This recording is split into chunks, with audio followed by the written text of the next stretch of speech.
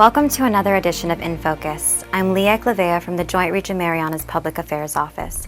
For this segment, we want to continue to highlight the importance of water safety in Guam by speaking with men and women who have dedicated their lives to saving others. The waters of Guam are beautiful, but they can be dangerous, and every year we unfortunately have a few water fatalities. I recently had the opportunity to speak with Senior Airman Roque Alcantara of the Air Force's 44th Aerial Port Squadron, who lost his brother Stephen Alcantara in a water incident in 2011. Airman Alcantara is deployed to Jordan, but despite the distance, he wanted to share his brother's story.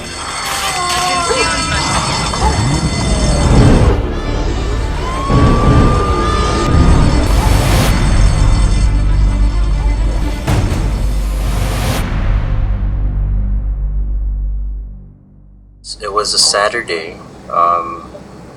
It was a day where we were all with our families. He was with his significant other and her daughter and some friends. They were looking for a place to go swimming and have a little picnic barbecue type. And I guess they decided they wanted to go down south, and they ended up in Umatic. They had friends down there, and their friends had a bunch of jet skis that they could utilize and get to have some fun while they were down there.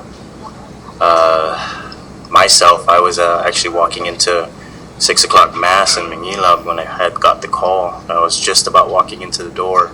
I remember it so clearly because you don't forget things like that.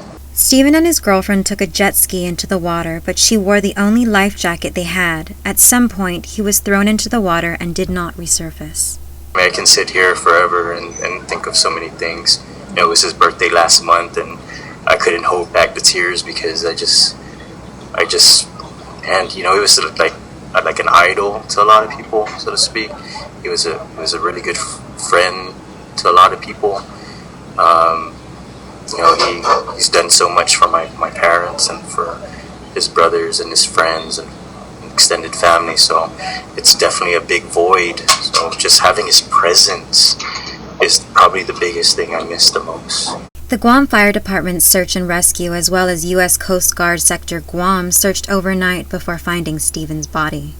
Unfortunately, events like this happen too often.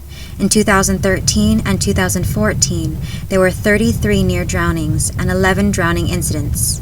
We always encourage everybody to go out and enjoy the outdoors. Guam has a lot to offer when it comes to natural beauty and just enjoying the waters. Just be safe. Have fun, but safety should always be remembered. Sariano is part of the Guam Fire Department search and rescue team that responds to jet skis, boats, fishermen, and swimmers in distress. He said that the waters of Guam can be dangerous, especially during the months of November through February. He encourages the community to always look at weather conditions before participating in any water activities, because it is an obvious indicator that the waters are unsafe to be around. There are some things that are not visible, though, like current.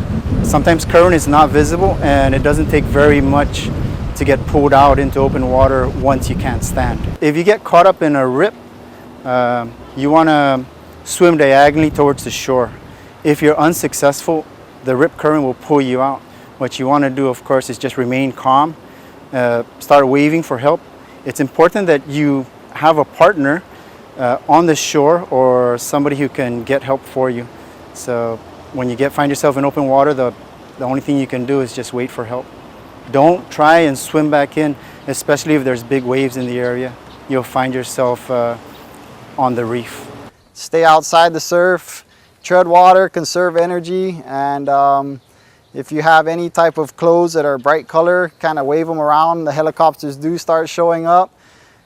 Be patient, we'll get there. I mean, there's 4 agencies out looking for you, so one of us will find you if you can just hang in there. These 4 agencies that are part of Search and Rescue Guam, also known as SAR Guam, include the Guam Fire Department, the Guam Police Department, the U.S. Coast Guard, and Helicopter Sea Combat Squadron 25, or HSC 25. People going out when the weather is rough. If the waves are big and they get too close to the reef, it's really easy to get washed in, sucked out. Sometimes they're in kayaks, sometimes they're just walking along the beach, but majority of the time it's rougher weather. They've been there the same beach on a calm day, so they think they can handle it, but the waves are bigger and they just get too close, lose their footing, and when there's a big swell, there creates a big current that takes you straight out channels. In March of this year, Greg Barnes found himself in exactly that situation. I always check the weather before I go, but I did not check the weather that day. And that was, I mean, obviously it was a big mistake. Usually I did not check it that day. And then with the typhoon coming in from Chuk, otherwise I probably would never have gotten so close to the water. It was then that a small wave swept Barnes out to sea. My first instinct was to just swim as fast as I could directly back, but no matter what, it just kept pulling me out. Like, despite my best effort, it just kept pulling me back out. Nothing worked to bring me back in. So then my instinct, when that didn't work, began to be, I just need to stay afloat as long as possible. And I just thought, this is the end. I'm not going to be saved. And then I had this crazy, crazy idea, and I prayed, and I said, God, send a helicopter. Barnes was saved that day by HSC-25, but the search effort was a collaboration of SAR Guam, whose mission is to save lives. I'm so thankful for all of them. What they did was just incredible. And they save people like me who try to be safe, but sometimes you just don't realize how dangerous it is. It's one Guam. We have one team. Everybody's working. We have various strengths between the different parts of the team.